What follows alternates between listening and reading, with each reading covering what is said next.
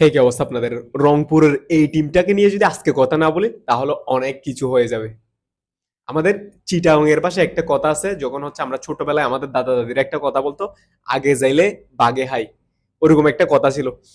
ঠিক রংপুরের ব্যাপারেও, রংপুরের বেলায়ও হচ্ছে এই কথাটা হচ্ছে একদম কি বরাবরই হচ্ছে কি মিলে গেছে।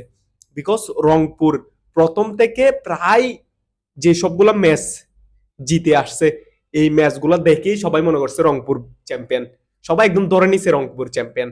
কিন্তু এই বিপিএল এ খুলনা টাইগার্স যেটা করছে সেটা অসাধারণ কিছু করছে, বলার মতো না। ইভেন ঢাকার সাথে যে ম্যাচটা হচ্ছে তাদের লাস্ট সেকেন্ড, এর আগে হচ্ছে যে ম্যাচটা ছিল, সেই ম্যাচে তারা যদি ঢাকার সাথে হারতো তারা হচ্ছে চলে যেতে পারতো, বিপিএল থেকে বিদায়ও নিতে পারতো। ঠিক সেই টিমটা এসে একদম টপ আর একটা টিমকে কি করে দিছে, বিদায় করে দিছে। এটা হচ্ছে অভাবনীয় বিষয়।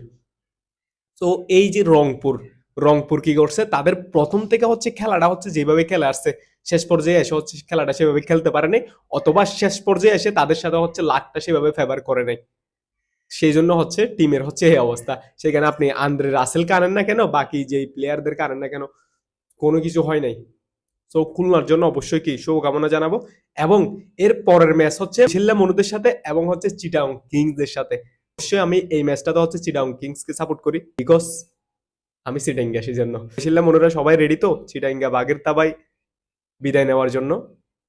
আই হোপ এইবারের বিপিএল এ হচ্ছে যারা হচ্ছে 1-2 ছিল তারা হচ্ছে বিদায় নিবে, এবং লাস্ট 3-4 যারা ছিল তারা হচ্ছে কি ফাইনাল ম্যাচ খেলবে। আই হোপ, আমি যেটা ধারণা করি। এবং তৃতীয় নির্ধারণী খেলবে হচ্ছে রংপুর এবং বরিশাল।